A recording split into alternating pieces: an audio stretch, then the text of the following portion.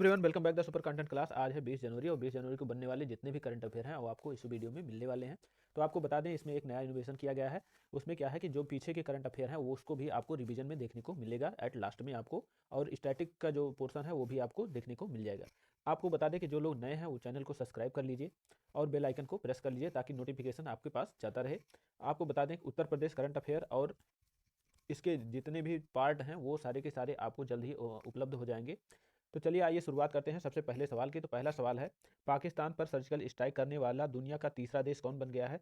तो यहाँ पे ऑप्शन ए फ्रांस है, option B America, option C Iran है, ऑप्शन डी भारत है। तो यहाँ ईरान हो जाएगा। ईरान तीसरा देश बन गया है। अब आपको पहले बता दें कि अभी आपने देखा होगा कि ईरान और पाकिस्तान में कुछ थोड़ा सा वाद विवाद हो गया है। उसमें भी आप एक बलूचिस्तान का एरिया देखते होंगे, पाकिस्तान में भी है और यह भी ईरान में भी है। तो वहाँ पे जो है, यहाँ से जो पाकिस्तान के कुछ लोग हैं वो उस वाले बलूचिस्तान को मतलब अलग देश बनाने के चाहते हैं, जिसकी वजह से वहाँ पे कुछ आतंकी गतिविधियाँ होती रहती हैं, जिसकी वजह से ईरान ने पाकिस्तान पे कार्रवाई की है और उसके बदले में एक मतलब कुछ दोनों लोगों में झड़प हुई है। अब झड़प इस तरह की नहीं हुई है क्योंकि काफ़ी वहाँ पे एक मिसाइल का प्रयोग किया है ईरान ने और इसके बदले में पाकिस्तान ने भी किया है। तो चलिए आइए यहाँ से आपको आप देख लिए होंगे कि तीसरी स्ट्राइक करने वाले ईरान हो गया है। भारत के बारे में आप लोग जानते हैं, भारत ने भी एक बार किया था। आगे बढ़ते हैं अगले सवाल की तरफ। तो अगला सवाल है, किस शहर में दिव्य कला मेला 2024 का आयोजन किया गया है? ऑप्शन ए अयोध्या है, ऑप्शन बी है नागपुर है, ऑप्शन सी है हिसार है, ऑप्शन डी चेन्नई है। तो यहाँ पे आपने देखा होगा कि जो है ये नागपुर में किया गया है। कहाँ पे किया गया है? नागपुर। नागपुर आपको कहाँ पे देखने को मिल जाएगा? तो नागपुर महाराष्ट्र में देखने को मिल जाएगा। यहीं से आप देखेंगे नितिन गडकरी का ये चुनाव क्षेत्र है नागपुर। बात कर रहे हैं अगर अयोध्या की, तो अयोध्या में आपने देखा होगा कि 22 जनवरी को भगवान श्री राम के मंदिर में प्राण प्रतिष्ठा का आयोजन किया गया है। कब है? 22 जनवरी को। आगे बढ़ते हैं अगले सवाल की तरफ। तो अगला सवाल है, इसके थोड़ा सा पॉइंट देख लीजिए। पॉइंट नंबर 1 में है, दिव्यांग उद्यमियों को सशक्त बनाने के लिए दिव्य कला मेला 12 जनवरी से 21 जनवरी 2024 तक नागपुर महाराष्ट्र में आयोजन किया जा रहा है। पॉइंट नंबर 2 है, दिव्य कला मेले के माध्यम से देश भर में दिव्यांग उद्यमियों कारीगरों के लिए उत्पादों और शिल्प कौशल का प्रदर्शन किया जाना है। तो यहाँ से दोनों पॉइंट याद रखेंगे। सबसे ज़्यादा इसमें इंपॉर्टेंट है, तो इंपॉर्टेंट जो बन जाता है वो 12 जनवरी से 21 जनवरी। इसका आयोजन कब किया जाएगा? 12 जनवरी से 21 जनवरी तक किया जाएगा। और 22 जनवरी को आप जानते हैं, 22 जनवरी के अयोध्या में भगवान श्री राम के प्राण प्रतिष्ठा का आयोजन किया गया है। दिव्य कला मेला के माध्यम से देश भर में के दिव्यांगों और उद्यमियों को कामगारों में उत्पादों के लिए शिल्प कौशल में प्रदर्शन के लिए किया जा रहा है कि यहाँ से आप लोग जो है, जो दिव्यांग लोग हैं उनके कौशल के विकास के बारे में इस आयोजन में तमाम तरह की सुविधाओं को वर्णन किया जाएगा। उनको बताया जाएगा किस तरह से आप किसी भी उद्यम में आप आगे बढ़ सकते हैं। आगे बढ़ते हैं अगले सवाल की तरफ। तो अगला सवाल है, किस राज्य में भारत अंतर्राष्ट्रीय विज्ञान महोत्सव 2023 का आयोजन किया है? यहाँ पे ऑप्शन ए हरियाणा है, option B Uttarakhand, option C Uttar Pradesh, option D Madhya Pradesh है। या ऑप्शन ए सही हो जाएगा, हरियाणा में इसका आयोजन किया गया है। कहाँ पे? हरियाणा में। और है क्या यह? भारत के अंतर्राष्ट्रीय विज्ञान महोत्सव 2023 का आयोजन। आगे बढ़ते हैं, इसके पॉइंट देख लेते हैं। उद्देश्य वैज्ञानिक स्वभाव को बढ़ावा देना, उपलब्धियों को स्वीकार करना और भारतीय आबादी के बीच जागरूकता फैलाना। पॉइंट नंबर 2 है, भारत अंतर्राष्ट्रीय विज्ञान महोत्सव 2023 हरियाणा राज्य में 17 जनवरी को शुरू हो गया है, जो विज्ञान और प्रौद्योगिकी के अग्रणी क्षेत्र में भारत की उपलब्धियों का जश्न मनाने वाले 4 दिवसीय उत्सव की शुरुआत है। यहाँ से दोनों पॉइंट आप लोगों को समझ में आ गया है। आगे बढ़ते हैं अगले सवाल की तरफ। सवाल नंबर 4 है, राष्ट्रीय स्टार्टअप दिवस कब मनाया गया है? ऑप्शन ए है 16 जनवरी, ऑप्शन बी है 12 जनवरी, ऑप्शन सी है 15 जनवरी, ऑप्शन डी है 10 जनवरी। तो कब मनाया गया है? तो इसका जो यह जो मनाया गया है 16 जनवरी को मनाया गया। कब है? 16 जनवरी को मनाया गया। आगे बढ़ते हैं, अगला सवाल है, मेघालय में गेम्स के 5वें संस्करण का उद्घाटन किसने किया है? ऑप्शन ए है द्रौपदी मुर्मू हो जाएंगी, ऑप्शन बी है नरेंद्र मोदी हो जाएंगे, ऑप्शन सी में अमित शाह हो जाएंगे, ऑप्शन डी अनुराग ठाकुर हो जाएंगे। तो यहाँ पे आप देख रहे होंगे कि इसका आयोजन जो है वो द्रौपदी मुर्मू द्वारा किया गया है। किसके द्वारा किया गया है? द्रौपदी मुर्मू द्वारा किया गया है। आगे बढ़ते हैं, इसके कुछ पॉइंट देख लेते हैं। पॉइंट नंबर 1 है, इसका आयोजन जो है वो 15 से 20 जनवरी 2024 में किया जाना है। 15 से 20 जनवरी 2024 में किया जाना है।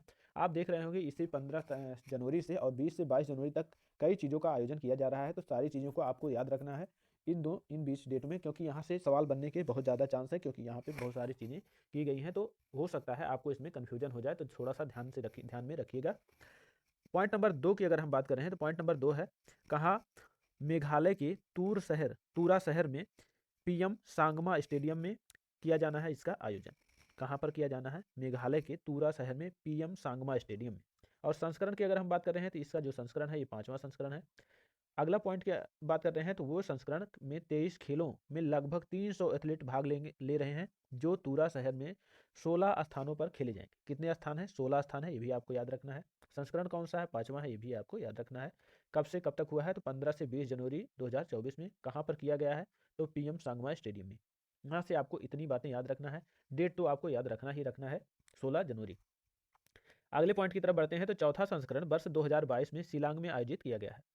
अगला पॉइंट है मेघालय गेम्स की शुरुआत वर्ष 2001 में हुई थी। नोट, पहली बार मेघालय गेम्स शिलांग के बाहर आयोजित किया जा रहा है। इसको भी आप जान लेंगे, क्योंकि अब पहली बार बाहर किया जा रहा है तो इससे भी आपको इंपॉर्टेंट बन ही जाता है कि कहाँ पे किया जा रहा है। आगे बढ़ते हैं।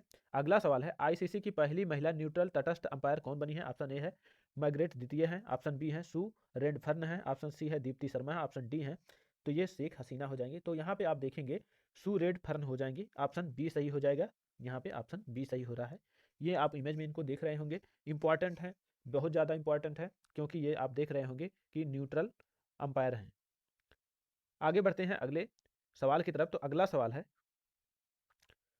है भारत सरकार ने नई शिक्षा नीति के तहत किस भाषा को भारत की 9 शास्त्रीय भाषाओं में से एक के रूप में शामिल किया है?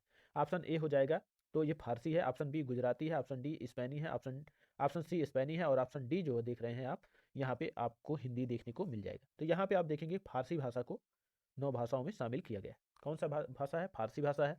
आपने अभी हाल ही में देखा होगा कि जो अपने विदेश मंत्री हैं एस जयशंकर साहब, वो जो है ईरान की यात्रा पे गए थे, तो वहाँ पे इन्होंने इसकी घोषणा की। इसका मैंने इमेज भी आपको लगाया था जब स्टेटस में डाला था हमने, तो वहाँ से जितने लोगों ने देखा होगा तो उनको पता होगा कि ये इसके बारे में पूरी जानकारी वहाँ पे दी गई। अगर नहीं जानते हैं तो आप जाके वहाँ पे इमेज जो स्टेटस डाला जाता है उसमें देख सकते हैं।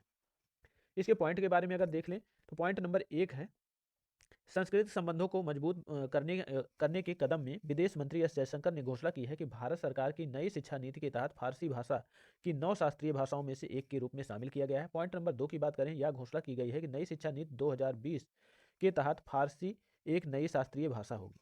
पॉइंट नंबर 3 की बात कर रहे हैं कि जबकि आधिकारिक तौर पर भारतीय संविधान में 8वीं अनुसूची के तहत अब तक 6 शास्त्रीय भाषाओं की पहचान की गई है। कितनी? 6 शास्त्रीय भाषा।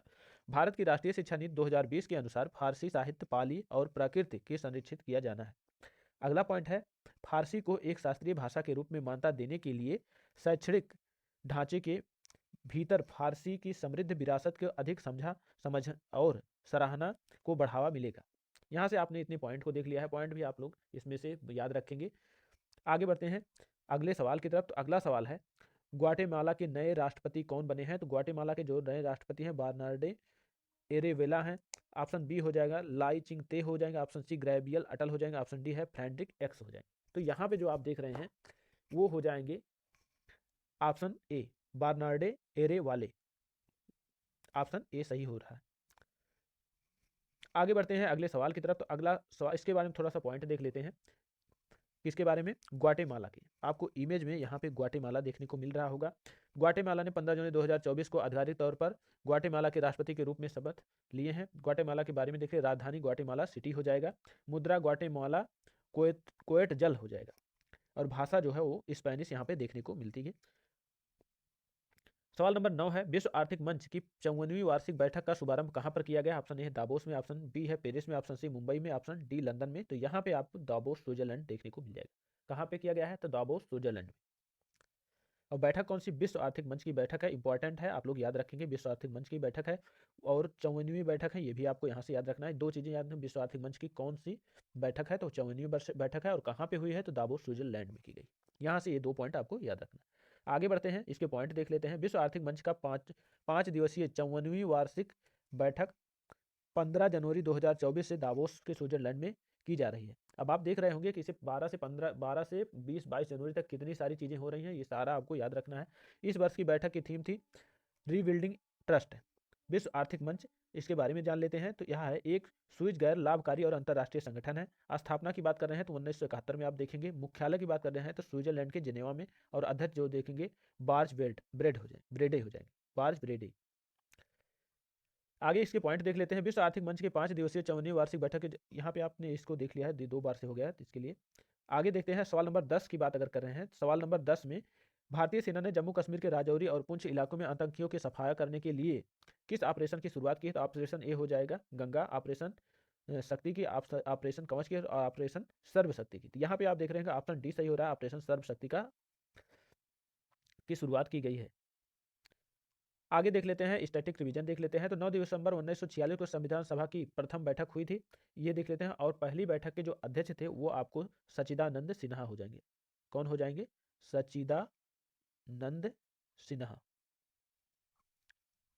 अगर यहीं पे बात कर रहे हैं कि जो ये अस्थायी अध्यक्ष थे 9 दिसंबर 1946 को सत्यानंद सिन्हा को जो बनाया गया था, ये इनको अस्थायी अध्यक्ष बनाया गया। बाद में 11 दिसंबर 1946 को राजेंद्र प्रसाद जो है, राजेंद्र प्रसाद इसके जो है अस्थायी अध्यक्ष के रूप में चुने गए थे। कौन थे?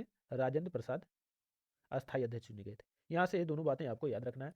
अगले पॉइंट की बात करते हैं। समवर्ती सूची के विषय में केंद्र एवं राज्य दोनों को क्षेत्राधिकार में आते हैं, लेकिन आप इतना जान लीजिए कि केंद्र सरकार की जो अहमियत है वो ज़्यादा। अगर केंद्र सरकार के कोई नियम केंद्र सरकार बनाती है तो राज्य सरकार के नियम को बर्खास्त कर दिया जाएगा, यानी हटा दिया जाएगा, अगर दोनों नियम एक ही पे मतलब जा रहे हैं तो। Land of golden fleece Australia को कहा जाता है। अगला पॉइंट है reserve bank of India Bharat में केंद्रीय बैंक के सभी कार्यों को संपादित करता है। अगले पॉइंट की तरफ बढ़ते हैं। तो विज्ञान की शाखा एग्रोटोलॉजी में घास का अध्ययन किया जाता है। किसमें है? एग्रोएस्ट्रोलॉजी। यहाँ से आप याद रखेंगे कि एग्रोएस्ट्रोलॉजी में क्या किया जाता है? घास का अध्ययन किया जाता है। अगला पॉइंट है विटामिन B12 के अन्य नाम साइनोकोबालामिन हो जाएगा। कौन सा हो जाएगा? साइनोकोबालामिन इंपॉर्टेंट है। अगले पॉइंट की तरफ बढ़ते हैं। तो अगला पॉइंट है आपेक्षिक आर्द्रता को हाइग्रोमीटर से नापा जाता है। किससे नापा जाता है? हाइग्रोमीटर से। बहुत बार सवाल बना है, इंपॉर्टेंट है। आपेक्षिक घनत्व को हाइड्रोमीटर से मापा जाता है। किससे? हाइड्रोमीटर। हाइड्रो और हाइग्रो दोनों में अंतर है, इतना जान लीजिएगा। यहाँ पर डी और ग्रे दोनों में, इसमें हाइग्रोमीटर है, इसमें हाइड्रोमीटर है। तो आपेक्षिक आर्द्रता और आपेक्षिक आर्द्रता हाइड्रोमीटर, आपेक्षिक घनत्व जो है वो हाइग्रोमीटर से नापा जाता है। एक बार फिर से देख लेते हैं। आपेक्षिक आर्द्रता जो है हाइग्रोमीटर से, आपेक्षिक घनत्व जो है वो हाइड्रोमीटर से। यहाँ पे आप एक चीज का मिलान कर सकते हैं, नहीं ऐसा नहीं हो सकता है। चलिए आगे चलते हैं अगले पॉइंट की तरफ। अमेरिका के प्रथम राष्ट्रपति का नाम जॉर्ज वाशिंगटन था। 29 अगस्त को भारत में खेल दिवस के रूप में मनाया जाता है। क्या है? खेल दिवस के रूप में मनाया जाता है। आगे बढ़ते हैं। अगले जो रिवीजन के सवाल हैं उसे देख लेते हैं। कल का जो सवाल था उसका रिवीजन कर लेते हैं। तो विश्वनाथन आनंद को पीछे छोटे में भारत के नंबर 1 शतरंज खिलाड़ी कौन बने हैं? तो ये हो जाएंगे रमेश बाबू। कौन हो जाएंगे? रमेश बाबू। अगला है रमेश बाबू प्रज्ञानंद हो जाएंगे। आगे देख रहे हैं अगले पॉइंट की तरफ। ग्लोबल फायर रैंकिंग में दुनिया के सबसे शक्तिशाली सेनाओं में भारत का रैंक क्या है? तो भारत का रैंक 4th नंबर का है। यूक्रेन में वैश्विक शांति शिखर सम्मेलन की मेजबानी कौन सा देश कर रहा है? तो यह पे स्विट्जरलैंड हो जाएगा। असम राज्य के सर्वोच्च सम्मान असम वैभव से किसे सम्मानित किया है? रंजन गोगोई को किया गया है। मकर संक्रांति के अवसर पर मकर बिलक्कू उत्सव का आयोजन कहाँ पर किया गया है? तो केरला में किया गया है। यहीं पे आप देखेंगे ओणम त्यौहार भी केरला में देखने को मिल जाएगा। यूएई ने किस अंतर्राष्ट्रीय खेल व्यक्तित्व पुरस्कार 2023 से सम्मानित किया गया है? तो गियानी इन्फेंटिनो से। अगला पॉइंट है साल 2023 में दिसंबर महीने के लिए प्लेयर ऑफ द मंथ का अवार्ड किसे दिया गया है? तो पैट कामिंस को दिया गया है। ये ऑस्ट्रेलिया के कप्तान है। अगले पॉइंट की तरफ बढ़ते हैं। तो नीति आयोग की रिपोर्ट के अनुसार गरीबी रेखा से बाहर आने में कौन सा राज्य शीर्ष पे रहा है? तो यहाँ पे उत्तर प्रदेश हो जाएगा। शीर्ष स्थान प्राप्त किया है उत्तर प्रदेश। और दूसरे नंबर पे कौन है? तो दूसरे नंबर पर बिहार देखने को मिल जाएगा। क्या है? बिहार देखने को मिल जाएगा। अगला पॉइंट है हाल ही में 19वीं शताब्दी का उत्सव गौरू जुदाई कहाँ पर शुरू हुआ है? तो नेपाल में शुरू किया गया है। भारत के लाइट वेट टैंक जोरावर का परीक्षण DRDO द्वारा किया गया है। इसके अध्यक्ष जो हो जाएंगे वो समीर भी कामत हो जाएंगे। आज का करंट अफेयर इतना ही था। स्टैटिक जीके आपने देख लिया है, रिवीजन देख लिया है। इसी तरह से रोजाना आपको रिवीजन और स्टैटिक जीके देखने को मिलेंगे। दोस्तों आपको बता दें, आपको जो भी पॉइंट समझ में नहीं आ रहा है वो आप कमेंट बॉक्स में कमेंट कर सकते हैं। अगर किसी तरह की समस्या है तो भी कमेंट कर सकते हैं, आपकी समस्याओं का पूरा निराकरण किया जाएगा। किसी टॉपिक पर वीडियो अगर जरूरत है तो भी आप बता सकते हैं। और आपको बता दें कि जितने भी लोग, एक बार फिर से कह रहे हैं कि जो लोग नए हैं वो चैनल को सब्सक्राइब कर लीजिए, बेल आइकन को प्रेस कर लीजिए और लाइक भी करते चलिएगा। आज का सेशन यहीं पे समाप्त हो रहा है। तब तक के लिए दीजिए इजाजत। नमस्कार, जय हिंद।